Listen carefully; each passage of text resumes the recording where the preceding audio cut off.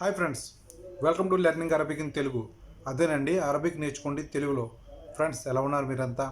I hope మీరు అందరూ బాగానే ఉంటారు, బాగానే ఉండాలని కూడా కోరుకుంటున్నాను.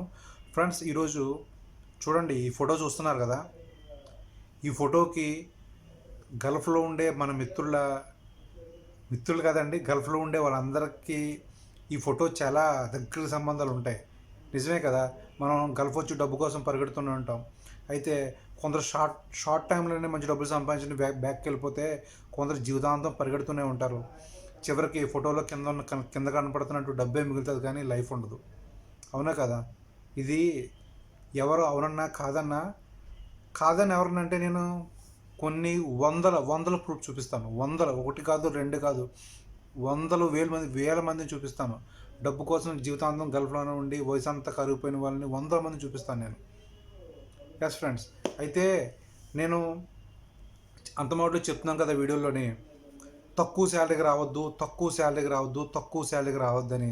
అయితే ఒక మిత్రులు నా వీడియోస్ కింద కామెంట్ చేసి చెప్పింది, అన్న అది చూడండి సార్, మీరు ఎన్నిసార్లు చెప్పినా వేస్ట్ అండి. మన వాళ్ళకి చెప్పినా చెప్పకపోయినా కూడా వాళ్ళు తక్కువ శాలరీకి వస్తారు, ఇబ్బంది పడుతుంటారు. మీరు చెప్పినా వేస్ట్ అండి, వాళ్ళు మారరండి అంటున్నారు. కానీ నేను ఆమెకు రిటర్న్ రిప్లై పెట్టాను, ఈరోజు కాకపోతే రేపన్నా మారతారమ్మా, ఏదో ఒకరోజు మారతారు, కానీ నేను మార్చడానికి ఎప్పుడూ ప్రయత్నిస్తూనే ఉంటాను. నాకు అవసరమైతే నాకు సాయం చేయడానికి చాలామంది ముందుకు వచ్చారు. అదేవిధంగా నేను కూడా వాళ్ళు మారరు అనేది విషయం పక్కన పెడితే నేను కంటిన్యూ చెప్తూనే ఉంటాను అందరికీ. ఏదో ఒకరోజు ఎవరో ఒకరు నా మాట వినకుండా ఉండరు కదా. తక్కువ శాలరీకి రావద్దని అది చెప్తున్నాను. ఎందుకంటే ఫ్రెండ్స్, చాలామంది చూడండి, నాకు చాలామంది కామెంట్లు చేస్తున్నారు, అన్న నా శాలరీ 60 దినార్లన్నా, ఇన్ని రోజులు పని చేస్తాను, ఏం ఉపయోగం లేదన్నా, ఏం డబ్బులు మించలేదనని. కొంత నా శాలరీ 120 దినార్లన్నా, ఏం ఉపయోగం లేదన్నా, చాలా సంవత్సరాలు పడి చేస్తున్నాను, డబ్బులు ఏమి మిగిల్చలేదన్నా, ఏమి లేదన్నా అని చెప్తున్నారు. ఎస్ ఫ్రెండ్స్, చాలామంది సూన్ వీసాలకి 2300 దినార్లు కట్టి వస్తున్నారు, కొందరు 1500 దినార్లు కట్టేసి వస్తున్నారు. అయితే ఇంతేసి అమౌంట్ కట్టి సూన్ వీసాకి రావద్దని నేను అంటలేదు. అయితే మీరు ఇంత 1500 దినాలు కట్టి సూన్ వీసాకి కట్టి కువైత్ కానీ గల్ఫ్ కానీ సూన్ వీసాలు ప్రతి చోట ఉంటాయి. ఇటు మిగిలిన కొన్ని చోట్ల ఆజాద్ వీసా అంటారు, ఫ్రీ వీసా అంటారు, ఖత్తర్ కానీ దుబాయ్ కానీ ఇలాగ ప్రతి చోట ఉంటాయన్నమాట. అయితే ఇంత డబ్బులు కట్టి రావద్దని అంటలేదు. ఇంత డబ్బులు కట్టి వస్తే కనుక మీరు నెలకి ఒక 60-70 వేల నుండి 90 లక్షల రూపాయలు లోపు సంపాదించగల కెపాసిటీ ఉంది, ఆ మాత్రం స్కిల్ మీ చేతిలో ఉంది అంటే ఈ డబ్బు కట్టిరండి. ఎందుకంటే త్వరగా రికవర్ అయిపోతుంది మీ డబ్బు. నేను కాదంటలేదు. సూన్ వీసాకి మీరు 1500 దినాలు కట్టేసి వచ్చి ఇక 120 దినాలు చేస్తానంటే మరి నా దగ్గర సమాధానం లేదు. ఇలాగ చేస్తే నా దగ్గర సమాధానం లేదు. అందుకే చెప్తున్నాను, ఎవరికైనా సరే తక్కువ శాలరీకి రావద్దు, ఎక్కువ శాలరీకి రండి. అయితే ఫ్రెండ్స్, మనం గలపొచ్చేది ఇక్కడ తక్కువ కష్టానికి ఎక్కువ ఫలం దొరుకుతుంది. మనం చేసే తక్కువ కష్టానికి ఇక్కడ ఎక్కువ ఫలం దొరుకుతుంది. మన దేశం బట్టి చూస్తే ఇక్కడ మనకి ఎక్కువ ఫలం దొరుకుతుంది. ఇదే మెయిన్ రీజన్ ఇదే. గల్ఫ్ రావడానికి మెయిన్ రీజన్ ఇదే. ఎవరైనా కానీ, పెద్ద పెద్ద కంపెనీలు మేనేజ్ చేసే మేనేజర్లు కానీ, చిన్న చిన్న పనులు చేసుకునే లేబర్లు కానీ, అందరూ కానీ వచ్చేది ఇక్కడికి తక్కువ కష్టానికి ఎక్కువ ఫలం దొరుకుతుందన్న పాయింట్ మాత్రమే. అయితే ఫ్రెండ్స్, మనం గల్ఫ్ వచ్చాం, డబ్బు కోసం పరిగెడుతున్నాం, మన ఫ్యామిలీని మన దేశాన్ని అందరినీ వదులుకొని వచ్చి గల్ఫ్ వచ్చి డబ్బు కోసం పరిగెడుతున్నాం. దాంతోపాటు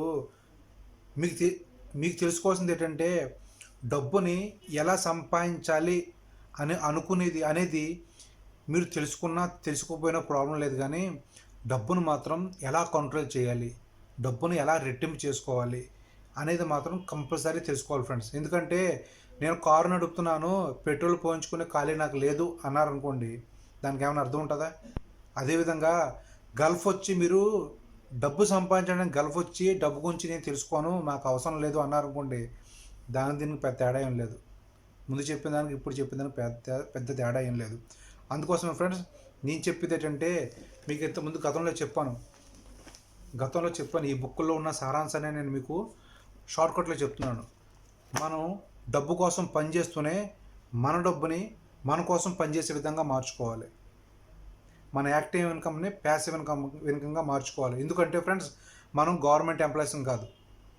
రిటైర్ అయిపోయిన తర్వాత 50-60 సంవత్సరాల తర్వాత రిటైర్ అయిపోయిన తర్వాత మనకు పెన్షన్ వస్తుంది, కూర్చొని హ్యాపీగా కాలేజ్ మీద కాలేజ్ని పొద్దున్నే పేపర్ చదువుకుంటూ టీ తాక్కుంటూ టైం పాస్ అయ్యొచ్చు అని చెప్పుకోవడానికి మనం గవర్నమెంట్ ఎంప్లాయీస్ కాదు. మనం మన దేశం కోసం పనిచేయట్లేదు, మనం గల్ఫ్ కోసం పనిచేస్తున్నాం. మన పెన్షన్ని మనమే క్రియేట్ చేసుకోవాలి. గల్ఫ్ వచ్చి ఎక్కువ సంవత్సరాల నుండి టైం గడిచిపోయిన వాళ్ళు, డబ్బు మిగిల్చుకునే వాళ్ళు, ఇంకా వాళ్ళ సంగతి అయిపోయింది, అయిపోయింది. కానీ ఇప్పటికైనా నా వీడియో చూస్తే నా మాట వినండి. గల్ఫ్కి కొత్తగా వచ్చే వాళ్ళు ఎవరైనా ఉంటే కనుక మీరు వచ్చే ముందే మ్యూచువల్ ఫండ్ అకౌంట్ ఓపెన్ చేసుకోరండి. లేదా పిఎఫ్ అమౌంట్, ప్రావిడెంట్ ఫండ్ కడతాం కదా, ప్రైవేట్గా కూడా ప్రావిడెంట్ ఫండ్ కట్టుకోవచ్చు. గవర్నమెంట్ ఎంప్లాయీస్ కానీ ప్రైవేట్ ఎంప్లాయీస్ కానీ కంపెనీలు ఓపెన్ చేసి ఇస్తాయి పిఎఫ్ అకౌంట్లు. అదేవిధంగా మనం ప్రైవేట్గా కూడా ఓపెన్ చేసుకోవచ్చు పెన్షన్ అకౌంట్స్. ఇవి మీరు ఆ అకౌంట్స్ ఓపెన్ చేసుకొని ప్రతి నెల ఎంతో కొంత తక్కువ ఎక్కువ అందులో అమౌంట్ జమ చేస్తుంటే కొంత వయసు వచ్చింది కొన్ని రోజుల తర్వాత కొన్ని సంవత్సరాల తర్వాత అదే డబ్బులు మీకు పిఎఫ్ రూపంలో రిటర్న్ వస్తాయి ప్రతి నెల. దాంతోపాటు దీనికన్నా బెస్ట్ అంటే కొంచెం రిస్క్ కానీ మ్యూచువల్ ఫండ్స్లో మీరు ఇన్వెస్ట్ చేస్తే ఈ రోజు కాకపోతే రేపైనా మీకు మంచి రిటర్న్స్ వస్తాయి. ఎందుకంటే అందరికీ వయసు పెరుగుతూనే ఉంటుంది. కానీ నేను చెప్పేది ఏంటంటే మన పిఎఫ్ని మనమే క్రియేట్ చేసుకోవాలి. రేపన్నా రోజు మన ఇండియా వెళ్ళిపోయిన తర్వాత కూర్చొని తినాలి అంటే ఇప్పటి నుంచి మనం ఫైనాన్షియల్ ఫౌండేషన్ వేసుకోవాల్సిందే. చాలామంది చూడండి గల్ఫ్ వచ్చి జబ్బులు సంపాదిస్తారు. పిల్లల్ని బాగా చదివించేసామా, ఇల్లు కట్టించేసామా, భార్యకి ఏదో కొన్ని నగలు కొనేసామా అని ఆలోచిస్తారు తప్ప వాళ్ళ రాబోయే భవిష్యత్తు కోసం, ఫ్యూచర్ కోసం, కూర్చొని తినడానికి కోసం ఎటువంటి ఫైనాన్షియల్ ఫౌండేషన్ వేసుకోరు. పిల్లలు చూస్తారులే. ఈ రోజుల్లో పిల్లలు చూస్తారన్న గ్యారంటీ ఏమీ లేదండి. చాలామంది ఇలాగే అన్నీ తన కష్టజీతం అంతా పిల్లల పేరు మీద పెట్టేసి అన్నీ చేసిన తర్వాత పిల్లలు చూడక చాలామంది ఇబ్బంది పడిన వాళ్ళు చాలామంది ఉన్నారు. ఇదే గల్ఫ్ నుంచి వెళ్ళిన వాళ్ళు నేను చాలామందిని చూపిస్తాను. కానీ పేర్లు చెప్తే బాగోదని చెప్పట్లేదు, కానీ నేను చాలామందిని చూపిస్తాను. అయితే ఫ్రెండ్స్, నేను చెప్పేది ఏంటంటే గల్ఫ్లో ప్రజెంట్ ఉన్న వాళ్ళు కానీ ఎక్కువ రోజులు ఉండాలనుకుంటున్న వాళ్ళు కానీ మీరు మీ సంపాదించిన డబ్బుని ఎంతో కొంత మదుపు చేయండి. ఇటు మ్యూచువల్ ఫండ్స్లో కానీ ఇటు పెన్షన్ స్కీమ్లో కానీ పెట్టుకోండి. ఇలా చేయడం వలన రేపొద్దున రాబోయే ఫ్యూచర్లో మీరు డబ్బు కోసం పరిగెట్టకుండా మీ డబ్బు మీ దగ్గరికి వచ్చే విధంగా. చాలామంది అంటారు డబ్బుతో అన్నీ కొనలేము, అన్నీ చేయలేమంటారు. కానీ మనం వేసే ప్రతి అడుగులోనూ డబ్బు చాలా అవసరం. అదే గల్ఫ్లో ఉన్న మనం ఎంతో కొంత ప్రతి నెల సంపాదించే డబ్బుల్లో ఎంతో కొంత మన కోసం తప్పనిసరిగా మనం సేవ్ చేసుకోవడము, ఇలాగ ఇన్వెస్ట్మెంట్ చేసుకోవడము కానీ తప్పనిసరిగా చేయాలి. చూడండి, కొందరు మన ఆడవాళ్ళు ఇళ్లలో పనికి వస్తుంటారు, వాళ్ళు ఎంతో కష్టపడుతుంటారు. పొద్దున్నుంచి రాత్రి 1-2 గంటలు అవుతుంటుంది, వాళ్ళకి టైమింగే ఉండదు, ఫ్రైడే సెలవే ఉండదు. వాళ్ళు ఎంతో కష్టపడతారు పిల్లల భవిష్యత్తు కోసం, వాళ్ళ ఇంటి అవసరాల కోసం ఎంతో కష్టపడతారు. అలా కష్టపడుతూనే మీకోసం కూడా కొంచెం ఎంతో కొంత మదుపు చేసుకోండి. ఇది తప్పనిసరిగా చేసుకోవాలి. ఎందుకంటే మన నెక్స్ట్ జనరేషన్ మనం చూస్తారన్న నమ్మకం లేదు.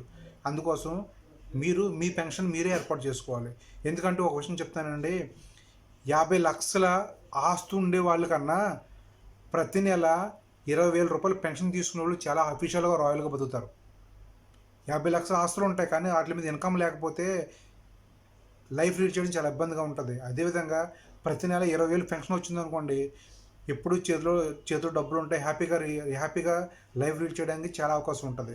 ఇది నిజం, ఇది నేను చెప్పిన మాట కాదు, ఇవన్నీ బుక్లో మాటలే. అయితే ఫ్రెండ్స్, ఒకటే, మనం ఎవరికైనా డబ్బుని ఎలా సంపాదించాలి అనేది చెప్పకపోయినా పర్వాలేదు, కానీ డబ్బుని ఎలా కంట్రోల్ చేయాలనేది మాత్రం తప్పనిసరిగా నేర్చుకోవాలి. అందుకోసం చెప్తున్నాను, మీరు మీ భవిష్యత్తులో హ్యాపీగా ఎటువంటి ఇబ్బందులు లేని మంచి పీస్ఫుల్ లైఫ్ జీవించాలి అంటే కనుక మన పెన్షన్ మనమే ఏర్పాటు చేసుకోవాలి.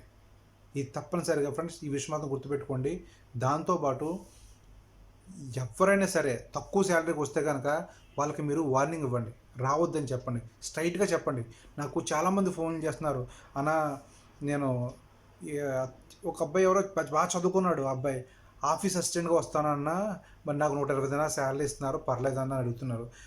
ఫ్రెండ్, నువ్వు డిప్లొమా చేసి ఆఫీస్ అసిస్టెంట్గా వస్తే 120 దినాలు నీ చదువుకి ఈ శాలరీకి ఎటువంటి సంబంధం లేదని నేను స్ట్రైట్గా చెప్పేశాను. ఇదే విధంగా మీకు తెలిసి ఎవరైనా వస్తే కనుక స్ట్రైట్గా చెప్పండి, తక్కువ శాలరీకి రావద్దని చెప్పండి అంతే. ఎందుకంటే ఒక మిత్రులు నాకు కామెంట్ చేసింది, నువ్వు ఇవన్నీ చెప్పి వేస్ట్ అండి, ఎవరు మన వాళ్ళని మాట్లాడరు, తక్కువ శాలరీకి వస్తారు, మన వాళ్ళు వస్తున్నారు కాబట్టి ఇక్కడ వాళ్ళు తీసుకుంటున్నారు ఇండియా వాళ్ళని అని అంటుందామె. ఆమెకు నేను చెప్పాను, కామెంట్ చేసి చెప్పాను, ఈరోజు కాకపోతే రేపన్నా మారుస్తాను మన వాళ్ళని, ఈరోజు కాకపోతే రేపన్నా మారుస్తాను, మార్చడానికి ఎప్పుడు ప్రయత్నిస్తూనే ఉంటాను నేను. ఎందుకంటే తక్కువ శాలరీకి రావద్దు, తక్కువ శాలరీకి వస్తే మీరు సంపాదించేది ఏముండదు, మీ టైం వేస్ట్ అంతే. తక్కువ శాలరీకి వస్తే మీ టైం వేస్ట్. ఓకే ఫ్రెండ్స్, మనం నెక్స్ట్ వీడియోలో మళ్ళీ కలుద్దాం. అంతవరకు బాయ్ బాయ్.